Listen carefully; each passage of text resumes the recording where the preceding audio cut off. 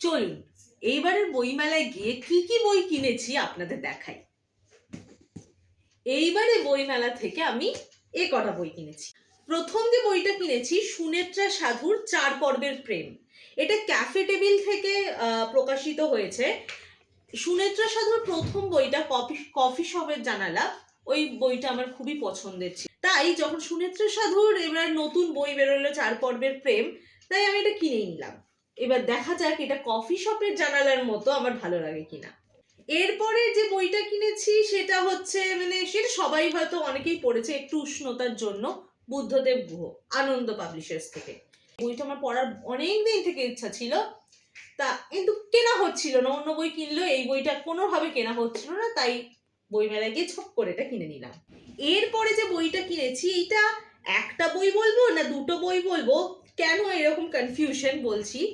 অভিষেক সেনগুপ্ত টিভি9 বাংলা, বর্তমানে টিভি9 বাংলার সাংবাদিক। এর আগে বিভিন্ন জায়গায় তিনি সাংবাদিকতার কাজ করেছেন, বিভিন্ন এমিনেন্ট জায়গায়। এই বইটা তো ভূতের বই। এই বইটা এই দিকটা অভিষেক সেনগুপ্তর লেখা ভূতের বই, এবং যেমন বই হয়, এটা যে উল্টে দিলেই আবার আরেকটা বই রানা সেনগুপ্তের লেখা। এদিকটা একটা ভূতের বই, আবার একটা বই। আমার ভীষণ ইন্টারেস্টিং লেগেছে বইটার এই প্যাটার্নটা। বইটা পড়ে আমি বলবো এবং বইয়ের রিভিউটা নিয়ে আসবো যে বইটা আমার কেমন লেগেছে। এর পরের বইটা হচ্ছে গোধুলিয়া, নিমাই ভট্টাচার্যের। এটা দেশ প্রকাশনী থেকে প্রকাশিত, এবং এটা নতুন বই নয়। এই বইটা আমার কলিগ আকাশ দা আমাকে এটা রেকমেন্ড করেছে কিনতে, যে তুই নিমাই ভট্টাচার্য পড়া শুরু কর এবং তুই গোধুলিয়া দিয়ে শুরু কর।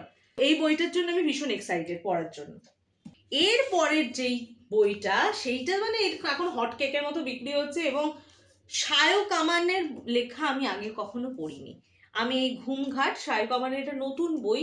এই বইটাই আমাকে ওই আকাশদাই রিকমেন্ড করে কেনার জন্য, এবং আমি কিনি। এবং সায়ক আমানের লেখা আমি এই প্রথম পড়বো এই ঘুমঘাট থেকে।